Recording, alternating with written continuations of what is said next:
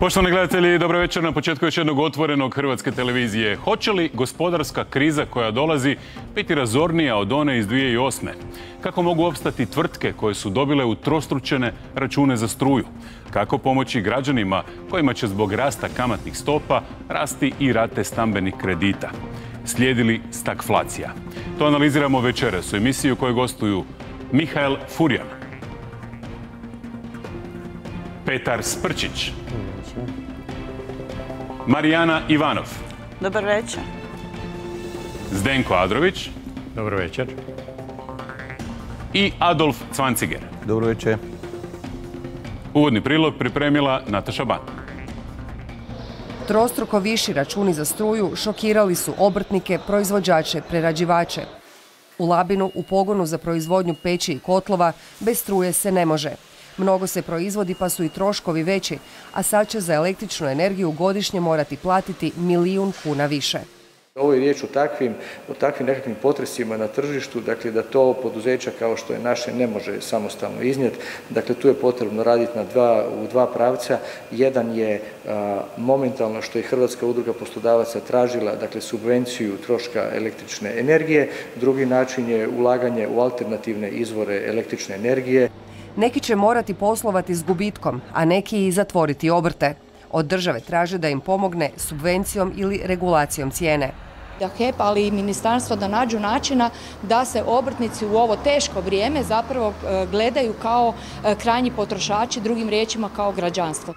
Pomoć od vlade traže i mali turistički djelatnici koji su prenerazili 3 put veći računi za struju. Još početkom godine išli smo sa inicijativama prema vladi, obavljen niz razgovora u Ministarstvu i gospodarstva i resornom Ministarstvu turizma. Nažalost, konkretnih pomaka nema. Rast cijene struje za vodovod Cetinske krajine neizdrživ je, apelirao je jutros u Saboru na vladajuće gradonačelnik Sinja. Za 500%. Sa 2 milijuna kuna godišnje na oko 11 milijuna kuna ove godine u odnosu na prošlu godinu, 9 milijuna kuna više treba platiti. I sad bi mi, da bi opstao vodovod, morali uopće vodoopskrbu, mi bi morali tu cijenu povećati 3-4 puta. HEP na brojne prigovore odgovara da, iako je u vlasništvu države, ne može ponuditi prodaju ispod cijene. A inflacija je u svibnju dosegnula rekordnu stopu od čak 10,8%. I njezino je daljnje kretanje teško predvidjeti. Sigurno, tijekom prve polovice godine ćemo pratiti i vidjeti trendove daljnjeg i dodatnog ubrzavanja inflacije. To se događa od siječnja do danas, odnosno do svibnja vidimo te trendove. Za dalje ostatak godine, drugu polovicu godine, zaista nije lako predviđati. Gdje je dugoročni plan? Što će biti na jesen? Što će biti na zimu? Ništa od toga nismo čuli, nikakve pripreme. Mi ćemo donijeti paket kada to bude potrebno, kada okolnosti budu takve da moramo ponovno reagirati. Ja sam rekao da postignuća koje imamo u proteklih 6 godina su uvijek učinkovit, kvalitetan državni intervencionizam koji čuva radna mjesta, čuva plaće i čuva standard građana. Za poslodavce taj se trenutak približava. Nema gore bolesti za gospodarstvo od inflacije. I ako se ne poduzmu neke strukturne mjere, onda bojim se da će narušiti puno dobrih rezultata koji smo u posljednjem razdoblju imali. Tanje novčanike svi vide i osjećaju. Nije to 10-15%, to je i 30-40%, 50% neke stvari, pogotovo ona u prehrani. A sve je poskupilo, to nemoguće, ne može se živiti više. Sve se to događa u trenutku dok se pripremamo na uvođenje eura, a kad se uvede, svi se pribojavaju, cijene će se zaokruživati na više. U isto vrijeme, Hrvatska narodna banka i vlada ne daju odgovore na pitanja poput hoće li se uvesti name and shame liste varalica koje žele iskoristiti uvođenje eura za podizanje cijena ili primjerice koji su direktni i indirektni troškovi uvođenja eura, a da ne pričamo o nepostojanju projekcija gubitaka radnih mjesta zbog uvođenja eura. Ono što je najvažnije kad govorimo o troškovima, da građani su tu zaštićeni. Dakle, ako govorimo o nekom trošku bilo države, središnje ili lokalne, bilo financijskih institucija, to ide na njihov teret. Građani bi de facto bili zapravo bez ikakvog troška uvođenja eura. A uoči ulaska u eurozonu i Schengen, 9 godina nakon pristupanja Uniji, rastom životnog standarda ne možemo se pohvaliti. U Hrvatskoj radnici teško žive, a umirovljenici još i teže. Ako ne, i jedva preživljavaju s prosječnom mirovinom od otprilike 2960 kuna, odnosno otprilike 394 eura, dok je primjerice u Sloveniji prosječna mirovina gotovo 700 eura. O Italiji i Njemačkoj neću ni govoriti. Hoće li inflacija utjecati i na rast kamata na kredite? Stručnjaci kažu blago bi porasti mogle u drugom dijelu ove ili početkom iduće godine. Analitičari procjenjuju da bi rate za stambene kredite mogle biti veće za 10%. Bezbolno će proći oni koji imaju kredit s fiksnom kamatnom stopom, a najbolje naravno oni koji ga uopće nemaju, ali takvih je u Hrvatskoj malo.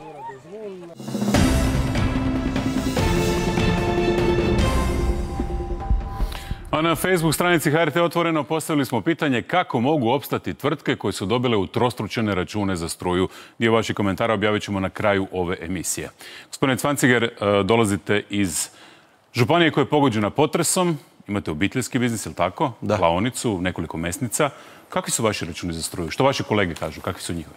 Pa evo, ja sam inače i predsjednik Obrtničke komore Sisačko-moslavačke županije i prije 30 dana nakon višegodišnjeg isteka ugovora koje su imali sa partnerskim ugovorom sa gospodom, odnosno sa firmom HEP distribucija, došlo je do promjena cijena na tržištu i kolege su dobile višestruko skuplje račune za struju.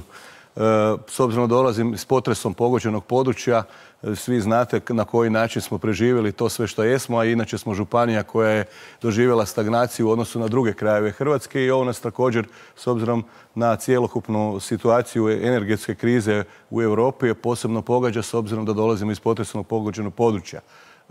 Nakon isteka ugovora sa HEP-om dobili smo nove uvjete koji su u biti 300% veći računi nego što su to bili prije mjesec dana. Koliko su to u praksi? Kako to izgleda? To u praksi izgleda, evo imam jedan kolege pekara račun, znači on je dobio račun za struju 118.000, a prethodni mjesec mu je bio 44. Znači to je povećanje u nekakvom ekvivalentu od 3 do 5 puta, s tim da je kolega potpisao ugovor prije 1.4. tako da je dobio još manju cijenu struje nego što je u ovom trenutku na tržištu.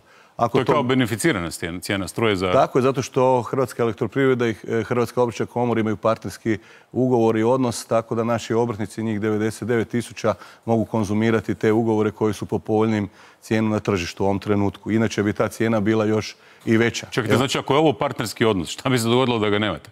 Pa ta cijena bi bila znači višestruko veća. Koliko ja znam, u ovom trenutku imamo situaciju da je ona za kunu u zbilji i naravi veća nego šta bi bile u ovom trenutku sada. To svejedno, recimo u mom slučaju, iznosi nekih 100.000 kuna više nego što je to bilo prethodni mjesec. Znači za mjesec lipanj ću platiti konkretno 100.000 kuna veći račun nego prethodni mjesec. I šta to znači? Da će kobasice, da će... Pa to u zbilji znači da nama režijski troškovi rastu toliko enormno u prikazu nekakvih kila ili kao što veli kolega komadno, taj kruh više ne bi trebao biti 7 ili 8 nego 15 ili 16 kuna, a naše kile bi trebale biti za 5 kuna veća cijena nego što je sada. Ako smo prije par mjeseci doživjeli šok po pitanju repromaterijala, odnosno žive stoke koja je otišla drastično gore i do 50 ili 70%, ovo je sad novo val poskupljenja je takav da se odnosi na cijenu zapravo električne energije ili mi je nekako moramo namiriti ili platiti. A platiti, ako platimo na takav način da plaćamo toliko veliku razliku u odnosu na prethodne mjesece, kao što je kolega rekao u reportaži, 1.000.000 kuna veći izdatak za struju nas dovodi direktno u gubitak i na koncu konca stečaj. A za naše zaposlenike to znači zapravo neizvjesnu budućnost. 50 ljudi, jel? Pa evo i oni me sad vjerojatno gledaju, imamo 48 ljudi i ja ne znam šta ćemo za 2 mjeseca, na koji način ćemo uspjeti podignuti i platiti te troškove. Gospodin Sprčiću, šta vam bi? Zašto trostruko povećanje struje u mjesec dana? Mislim, riješite gradom koje sjedite, ti ljudi, na mnogi od njih će zatvoriti, stavit će ključ u bravu, pa neće naplatiti ništa onda.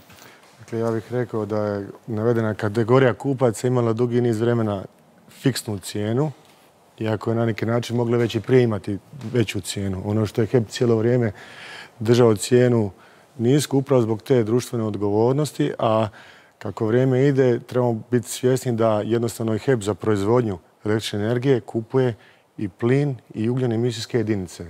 Unazad godinu dana i plin i ugljene emisijske jedinice su išle 7 do 8 puta. Dakle, 700-800%.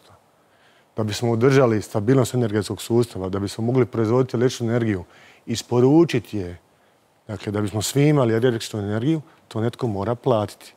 Moramo je svi skupa, i kao građani, kao svi potrošači, jednostavno platiti. Alternative nema ili neće biti električne energije. Dakle, to je jednostavno činjenica da ovo je povećanje, ali kad se uzme ukupno povećanje koje HEP ima kao trošak, to je opet nije 600 ili 700%. I kada se pogleda činjenica da su cijene u odnosu na prošlu godinu, smo početak godine počeli sa 50 eura, a sad današnja je cijena za sutra, na primjer, 350 eura, shvatite u kojoj energetskoj krizi govorimo. Dobro, lani smo koliko platili? Uvoz struje 800 milijuna eura, sad ćemo još i više.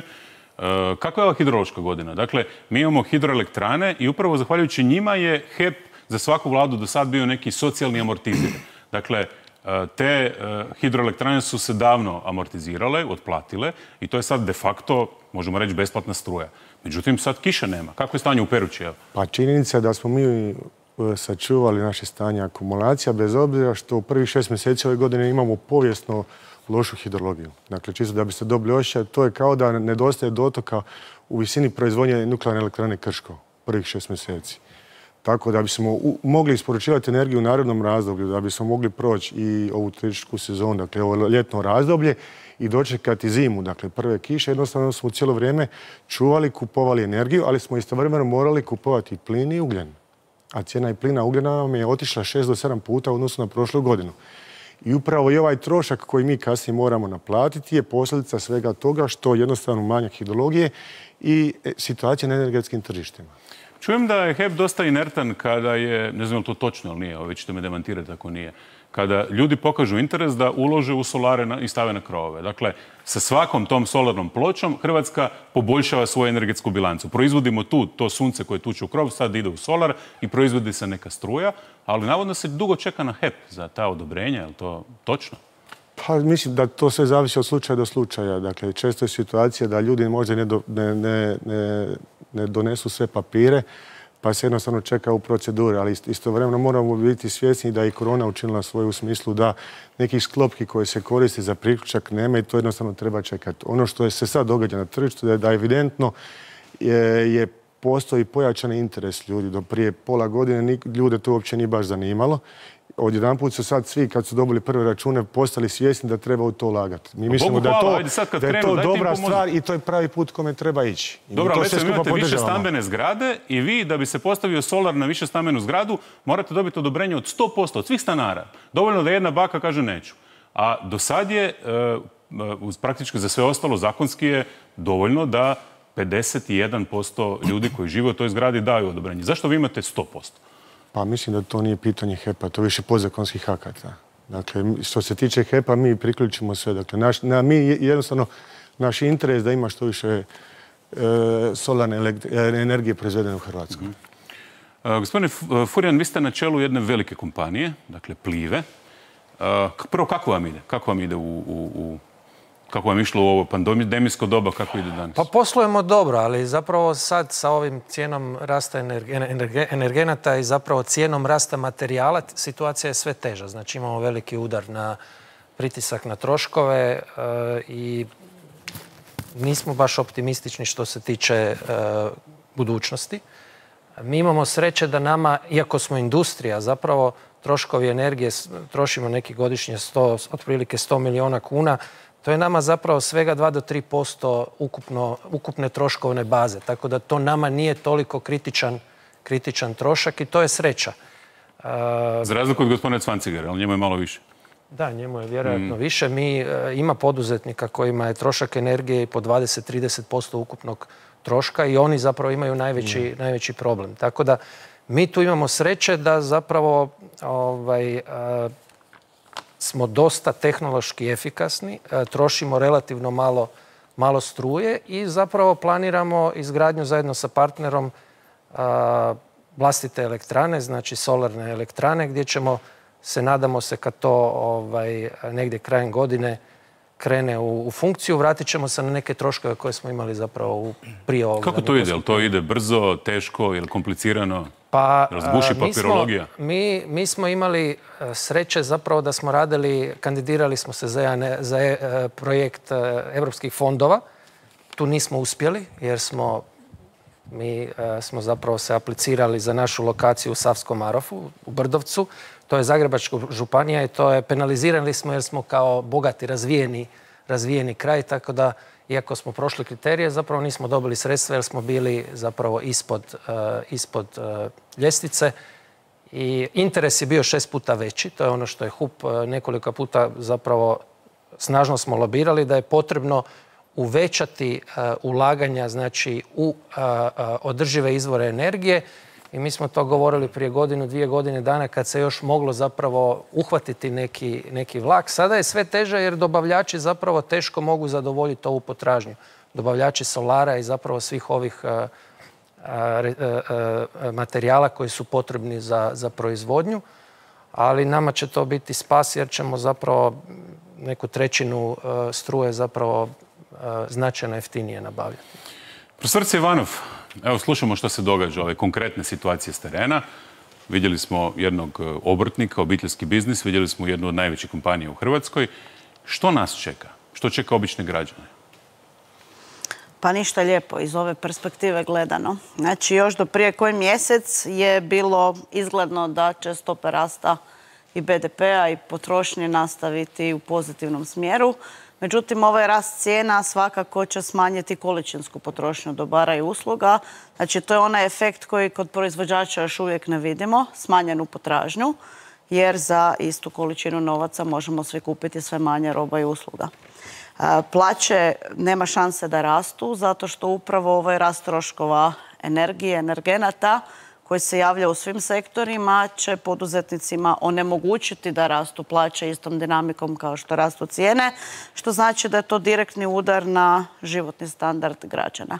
Ono što je najgore, što niti rast kamatnih stopa o kojem se govori da će centralne banke, i koji se zapravo događa, pogotovo preko Atlantika, niti taj rast kamatnih stopa, niti suzbijanje inflatornih očekivanja samo po sebi ovu spiralu inflacije ne može zaustaviti. Znači, to je jednostavno uzelo u tolikoj mjeri maha taj rast inflacijskih očekivanja, plus rizici nestašice energenata, plus povezani rizici u same nestašice hrane. Znači, na različitim stranama zapravo postoji rizik na strani ponude, koji čak niti smanjena potražnja neće u adekvatnoj mjeri smanjiti da se konačno ili uskoro počne javljati nekakav efekt na pad cijena. Tako da i stagflacija u sljedećoj godini nažalost postaje već izgledan scenario, to je ako se energetska kriza nastavi. Druga stvar, ako se... Što je stagflacija? Dakle, mi sad imamo rast inflacije, imamo rast cijena, međutim, s druge strane imamo i rast BDP-a, ali tako, proizvodimo više? Da. Znači, to što smo izašli iz svih epidemioloških mjera vezano za koronu, infrastrukturni projekti i očekivanja od turizma, koje pitanje hoće biti onako dobar kao što smo očekivali do koji mjesec. Kako neće, na obali gužva u 16-tericu? Pa ja ne bih rekla da je gužva. Ja sam ovaj mjesec bila 3 puta na različitim dijelovima hrvatskog Jadrana, pa ne bih rekla baš da je gužva. Dapače, rekla bi da je trenutno situacija puno lošija, ali ok, ako su prihodi veći zato što je turizam višeg cjenovnog razreda, to može nivelirati ove efekte smanjene potražnje. Hoću reći da je inflacija stanje kada se događa rast opće razine cijena. Znači, mi sad vidimo da rastu cijene, ama baš svim kategorijama roba i usluga. Isprva je to bilo fokusirano na energente i na hranu. Sad se jednostavno prelilo na sve sektore. BDP raste jasno u nominalnom iznosu i svi ovi inflatorni efekti pumpaju nominalni rast BDP-a. Međutim, kad to deflacionirate za taj visoki inflatorni val koji se sada događa, za tako visoki inflacijski pritisak, onda je to pritisak na realni rast u smislu da se rast realni događa sporije. I ove godine ne bi se trebalo dogoditi recesija. Međutim, samo to usporavanje stopa rasta BDP-a u kombinaciji sa visokim stopama inflacije prije ili kasnije na kraju rezultira padom BDP-a i tad se u pravom smislu događa stagflacija. Znači, dakle, problem je onog trenutka kada gospodin Cvanciger proda manje kobasa po većoj cijeni, a gospodin Furijan manje andola po većoj cijeni i tad u stvari ulazimo u stagflaciju, jel? Stagflacija je kombinacija pada BDP-a i rasta inflacije i taj rizik je povećan za sljedeću godinu. Međutim, vi ste sad tu pričali o nekim jako bitnim faktorima koji se u priču inflaciju uglavnom ne spominju. Recimo, koliki je učinak tih svih certifikata vezanih za emisiju CO2 na pritisak inflacije? Koliki je učinak sve većeg prelaska na obnovljive izvore energije koji su po definiciji skuplji i po definiciji dovode do rasta cijena energenata dok se ne dogodi ta zelena tranzicija pa da su nam takvi izvori jeftiniji. Koji je učinak, ne znam, zatvaranja nuklearke još prošle godine u Njemačkoj? Znači, puno je različitih faktora sa zadnjih godinu i 2 mjeseca događalo, a to nije samo rat u Ukrajini i sankcije prema Rusiji i te nestašice koje se zbog te dvije zemlje zapravo prijete najviše na evropskom tržištu. Mislim da i Europa i svijet se po raznim birokratskim formama u ovoj tranziciji nije pripremio upravo na taj inflatorni udar. I sad su sve oči uprte u centralnu banku, a znate da centralne banke ne mogu ubiti inflaciju koju nisu izazvale. Nisu izazvale centralne banke. To je čista troškovna, birokratska, reformska i tranzicijska inflacija plus geopolitički rizici vezani za energente koje nabavljamo iz Rusije, hranu koju nabavljamo iz Ukrajine. Znači, ekskulpirate bankare, baš sam htio sad klizeći prema gospodinu Adroviću, ali ništa od toga. Ali velika količina novca u opticaju. Mislim, štampo se, tisko se novac zadnjih 10... Da, ali se njima recimo kupuju ti certifikati za emisiju CO2. To je postalo špekulativna roba. Ali oni su 100% išli unazad godinu dana. Dakle, HEP je prošle godine platio nešto 900 milijuna kuna, ove godine ćemo 2 milijarde dati. Ali tko pumpa tu cijenu? Financijsko tržište, špekulanti na tom tržištu. Hedge fondovi na kraju. Znači, mi po svijetku iz financijskog tržišta imamo efekte na realnu ekonomiju zbog trgovanja. To čak u ovoj priči je manji problem. Veći je problem da fali primarne energije. Dakle, plina nema. I dokle god nema plina, bit će ovaj nivo cijena. Integracija novih obnovljivaca ide presporo i to jednostavno traje, a Europa se prelagano odrekla nuklearne energije i elektrane na ugljen. I ono što se sad događa, Njemačka vraća u pogon elektrane na ugljen i čak elektrane na lož ulje. Jer jednostavno ako hoće preživjeti brza redukcija, nema drugog načina. Znači, ugase nuklearku i upale na... Nažalost, teško je vratiti kad ste... Upravo tako. Dakle, nažalost, ono kad ste elektranu ugasili, ljude potjerali i rastjerali, teško je to više vratiti. Ali to vam je posljedica energetske politike dugi niz godina, što se radilo na krivi način. Gospodine Adroviću, što je ljudima za napraviti? Mnogi imaju kredite koji nemaju fiksirane kamatne stope, strahuju od toga što će se dogoditi. Što bi im vi savjetovali? Pa dugo vremena, nekih 10 godina imali smo razdoblje vrlo niskih kamatnih stopa. Nažalost, sada već znamo da kamatne stope idu gore. Znamo i da će prva odluka Europske središnje banke o tome biti u siječnju, da će biti 0,25%. Ono što ne znamo je intenzitet i dinamika dizanja kamatne stope u ostatku godine u idućoj, ali one će svakako ići gore. Svi očekuju od centralnih banaka da nešto učine oko inflacije dizanjem kamatne stope. U ovom trenutku oko 39% ljudi u Hrvatskoj ima stambene kredite koji su uz promjenjivu kamatnu stopu, dok je ostatak ili u fiksnoj kamatnoj stopi ili u djelomičnoj fiksnoj, dakle na 3, na 5, na 10 i na više godina.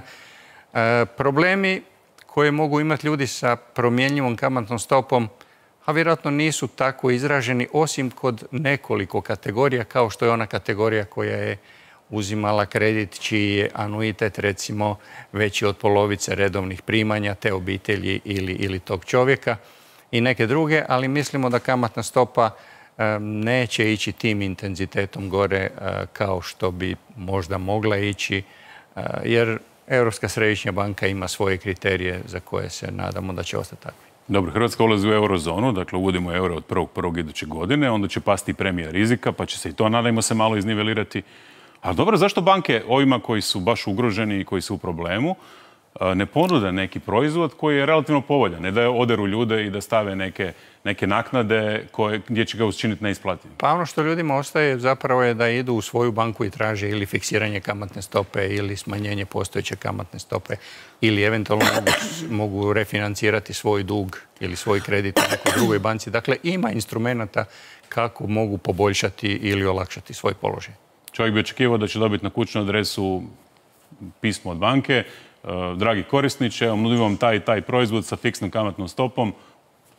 Je li bi to bilo nekakav logičan potez Kada banka ide okolnostima? napraviti svom klijentu moratorij ili neku drugu, ajmo to nazvati vježbu, tada regulacija koja je dosta striktna kaže da je taj klijent postaje kreditno nesposoban, tako da tu ima popriličnih problema u regulaciji. Dobro. Idemo i korak dalje. Dakle, čuli smo danas predsjednika vlade koji je najavio, između ostalog, mogućnost vaučera za gorivo. Imali smo već vaučere za struju. Kako vi na to gledate, gospodine Furjan, i kako poduzetnici gledaju na to?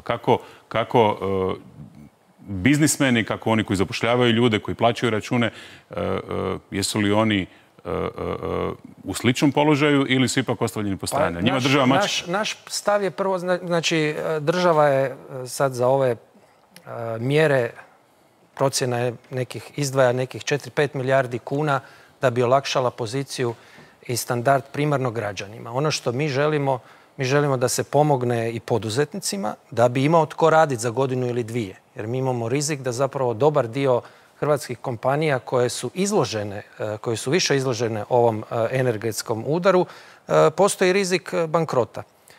I dakle, smatramo da treba pomoći poduzetnike. Međutim, moj osobni stav je da mi previše idemo u smjeru različitih subvencija i zapravo se previše miješamo u slobodno tržište. Znači, nije dobro zamrzavati cijene, nije dobro. Znači, dobro je ljudima pomoći onima koji su ugrožena socijalna kategorija, ali naš prijedlog HUP-a je zapravo smanjite nam poreze. Smanjite nam poreze na rad i ljudi će imati veći raspoloživi dohodak i neka oni onda odluče na čemu će štedjeti. Da li će uštedjeti na klima uređaju ili će radije nešto kupiti za jesti ili će raditi. Znači, ostavimo ljudima taj slobodan Dobro, izbor. može onaj penzioner od 2.500 kuna imati takvu slobodu odlučivanja ili se To za njega treba pobrinu je državu? ugrožena socijalna kategorija i njima treba pomoći. Ali mi danas imamo situaciju da je cijena za sve građane niža. Mi, znači, živjeli smo,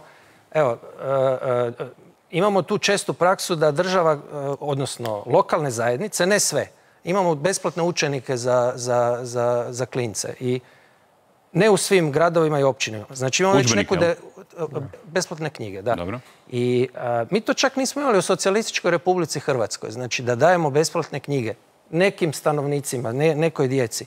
Prvo, nema potrebe davati svima, jer ima ljudi koji to mogu si priuštiti. A drugo, mi potičemo to da se svake godine tiskaju nove knjige i da zapravo zašto ne bi udžbenik se koristio, čuvao i zašto ne bi... Vraća se udžbenik u školu, dakle onaj koji je korišten. Ne znam imate školske djece, ali to se upravo radi. Imam, ali ja želim reći zapravo da imamo previše tih subvencija i previše. Smanjimo poreze i neka ljudi sami donose odluke što će kupovati, a neka socijalno ugroženi imaju pravo na to. Ne svi. To je ono što ja mislim da je ispravan put. Znači, smanjimo poreze svima i onda ćemo imati veći raspoloživi dohodak i neka oni donose svoje odluke. A zamrzavanje cijena kratkoročno može imati smisla, primarno tamo gdje postoje monopoli, ali zapravo dovešće do toga da ćemo imati nestašice i da će zapravo kompanije izlaziti iz onih segmenata gdje ne mogu ostvarivati dobit. Znači, nema te kompanije koje će dugoročno poslovati sa gubitkom. To je jednostavno... Pa evo, gledam Orbana i gledam MOL i zamrzavanje, recimo, cijene goriva za Mađare. Pa to dosta dobro funkcionira i to je već mjesecima. Pitajte MOL kako to funkcionira. Evo. Ja mislim da to nije dobro. To zaustavlja investicije, to zaustavlja Pitao sam neke Mađare, njima se to sviđa. Ja ne znam koliko je ovo dobro za HEP. HEP sigurno ima prostora da nam olakšamo poziciju i bilo bi dobro da olakša poziciju poduzetnicima također. Međutim, to će smanjiti investicije i zapravo u ovom kritičnom razdoblju nama treba što više investicija upravo održivu energiju i u nova nalazišta plina, nafte koji postoje u Hrvatskoj i Jadranu. Mislim, postoji nafta u Panonskom moru. Samo treba investirati. Po ovim cijenama trenutnim tržištima možemo proizvoditi naftu bilo gdje god je ima, naravno. Gospodine Sprčiću, kako vi stojite s investicijama? Čujem da se HEP u zadnjih pola godine zadužio za koliko 10 milijardi kuna, ogroman novac. Pa gdje su te investicije? Prva stvar, dakle, ovaj prvi dio zaduženja je bio vezan uz refinanciranje obveznica koje nam dospijevaju u 10. mjesecu ove godine. Dakle, obveznice 550 milijuna eura koje su bile 5,5%, mijenjamo sa istim iznosom koji će biti ispod 1%.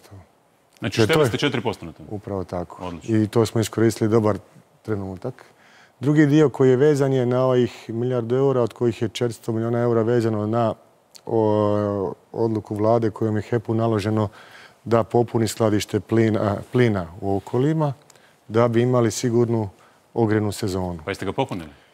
Počelo se puniti. Četvrtinu napunjeno.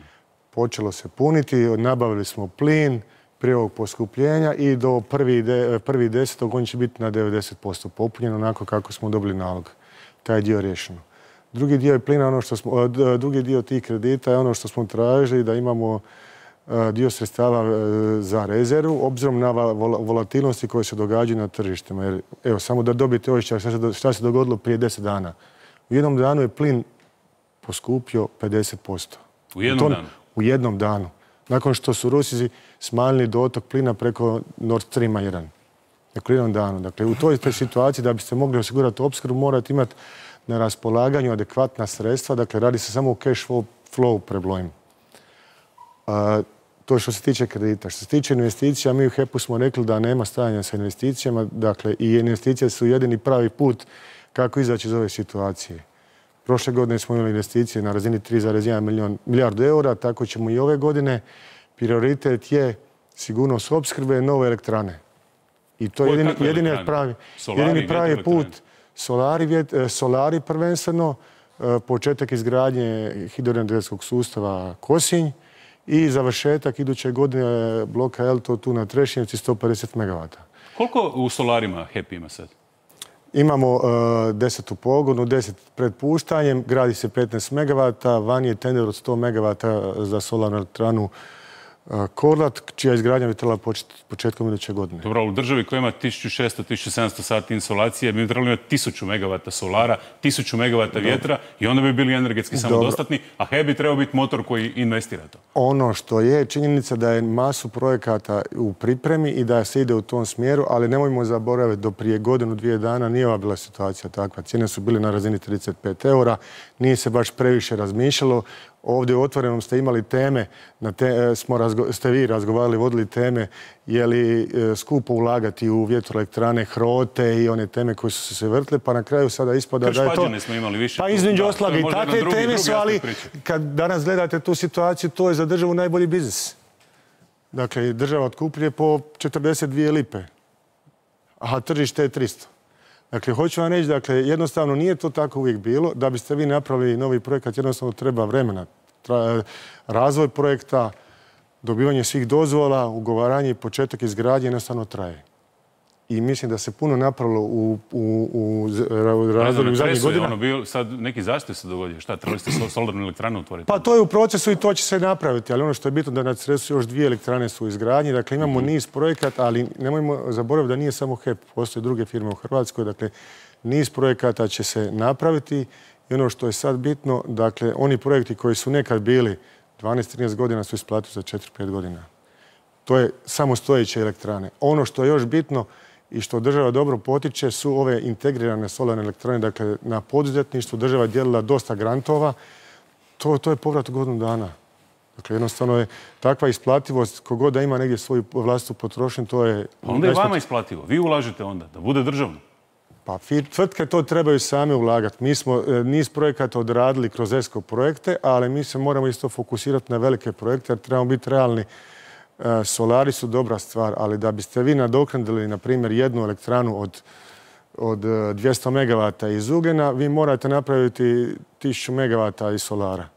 A 1000 MW solara treba vremena i prostora i dozvola. Treba nam i ovih reverzibilnih elektrana, s obzirom na vršna opterećenja. Evo vidimo klime. Je li sad vršno opterećenje u stvari kroz godinu upravo ovih dana? Pa evo, ovih dana imamo dakle, najveću potrošnju smo imali danas. Satnu i imamo najveću dnevnu potrošnju ove godine, dakle danas općenito. I to je, evo, čisto da dobijete osjećaj, 20% više nego višegodišnji prosjek, više nego što je zadnje 3 godine, 20% veća potrošnja u 6. mjesecu općenito. Smijem se uplesti? Izvolite, slušam. Mi se uvijek ponašamo kao da će postojeći trendovi trajati vječno. Pa mi smo već toliko puta imali situacije da je cijena plina rasla. 2005. isto tako. Cijena plina otprilike na svjetskom tržištu bila kao danas. Nije trajalo dugo, ali je bila. Isto su centralne banke udarile restriktivne mjere monetarne politike, završili smo one recesije u kojoj smo završili. Imali smo i cijenu nafte u 8. mjesecu 2008. Trajalo je kratko. I u principu tržišno očekivanja su da je plafona 140, onda je bio na nekakvi 120, ali u jednom trenutku špekulativno otišlo po barelu 140. $140 barel nafte, a cijena goriva je bila 7-8 kuna. Pa ko je tu lud? To je trajalo kratko. To je trajalo kratko. Ali mene zanima zapravo, svi sad favoriziramo tu solarnu energiju, solarne elektrane. Šta ćemo mi sutra sa svim tim panelima? Koliki ćemo trošak imati od tog svog otpada, panela, ćelija, baterija, električnih automobila? Znači, to će nam se sutra ko bumerang vratiti ko novi trošak. To će biti kružna ekonomija. Sigurno će se razviti industrija koja će to reciklirati. Ali ako gledamo energetski, dakle, najisplativija tehnologija za proizvodnju električne energije su sad solari. Proizvodni trošak, levelized cost of electricity vam je na 50 eura, 50 par eura. Dakle, nema jeftinijeg izvora i to je jedini pravi put iskoristiti postojeći potencijal. Što je vam onda rješenje, gospodine Cvanciger? Dakle, kako vi različite u budućnosti? Nama je sad rješenje da nemamo vremena. To je prva i osnovna stvar. Jer mi ako nastavimo sa ovakvim računima i ovakvim visokim računima u odnosu na prethodno, ja opet vraćam se na početak. Mi u ovom trenutku nemamo tih novca, odnosno nemamo toliku zaradu da bi mogli jednostavno isfinancirati troškove i režije koje imamo u ovom trenutku. Mi smo išli prema vladi sa jednim prijedlogom da se proba gospodarstvo, odnosno mali, mikro i srednji obrtnici i poduzetnici izjednačiti sa cijenom električne energije kao što ih ima domaćinstvo, a ova druga skupina, odnosno veći potrošači koji imaju industrijsku struju, da jednostavno vlada iznađe nekakav modalitet da mi prebrodimo ovu krizu, jer pazite, situacija je takva da mi ne znamo šta ćemo sutra i na koji način ćemo raditi. Mi ne možemo jednostavno ne platiti struju za 30 dana. I struju će nam isključiti. A ako imamo 3 mjeseca ispred sebe u koja su neizvjesna, ja ne znam na koji način ćemo... Pa ste probali pregovarati sa HEP-om? Šta sam? Mi u Hrvatskoj obrtničkoj komori naravno da mi imamo sad jedan ugovor koji smo potpisali. Evo, aneks ugovora je potpisan i ide taj... No, međutim, ta cijena je prevelika. Za nas je to cijena prevelika. Mi moramo tu cijenu prenesti na nekoga. Mi moramo tu cijenu, taj trošak od nekoga naplatiti. A mi nemamo toga naplatiti nego našeg konzumenta koji je krajnji korisnik. Znači, kupac, neko tamo kojim obrtnici i gospodarstvenici izvoze svoje proizvode i tako dalje. Ja bih samo napomenuo i apostrofirao cijena u okruženju električne energije, znači Slovenija, Bosna, Srbija. U Srbiji je 75 eura, evo danas sam dobio informaciju, 1000 megavat sati ili to prevedeno u kune, znači 1 kilovat 0,56 kuna. 1 kilovat u Bosni je to 0,42, kakve smo mi cijene imali do prije mjesec dana, a u Sloveniji je to nešto malo niže nego što je kod nas u ovom trenutku. Znači Slovenci imaju jeftiniju struju za nešto malo da, mislim da 10%. Ali to nas dovodi u situaciju da smo mi i praktički nekonkurentni u odnosu na zemlje u okruženju, bez obzira što smo mi u Europskoj uniji, oni nisu, Slovenija naravno isto je, ali za par godina ili za mjeseci, ako bude ovakav trend troškova kakvi jesu, mi ćemo morati, ne znam, nećemo imati s kim raditi jednostavno, jer nama je električna energija osnovno sredstvo za rad. Ako mi nemamo osnovno sredstvo za rad, zna se šta se događa. Dakle, ja bih samo rekao da u Sloveniji je za ovu godinu cijena oko 25% za kućanstva veća nego u Hrvatskoj. Za kategoriju poduzetništva u prva 3 mjeseca ove godine je cijena oko 2,5 puta veća nego u Hrvatskoj. To su vam službene brojke. Evo da budemo, jer to znam jer HEP posluje u Sloveniji i znamo kakve su cijene tamo. Dakle, to je realnost. Ono što je bitno da ove druge zemlje, Srbija, Bosna, morate gledati njihov proizvodni miks. Dakle, to su zemlje koje su na neki način izvoznici i oni si to mogu raditi. Morate shvatiti da Hrvatska uvozi oko 30% svoje energije. Da biste, pored uvoza, uvozimo i ugljen i plin. Za razliku od zemalja u okruženju Bosne i Srbije koji imaju i svoj ugljen i imaju sve neugljene elektrane. Isto kao u situaciji u Sloveniji. Dakle, treba se gledati struktura proizvodnje. Hrvatska jednostavno ima takav proizvodni miks i za nas jedina šansa i, kako bih rekao, prilika i investicija u nove obnovljice. I to je to. Gospodine Furijan, što bi vi napravili u ovoj situaciji da ste vlast? Smanjio poreze. Primarno poreze na rad, povećao raspoloživi dohodak i neka ljudi upravljaju svojim budžetom kako znaju.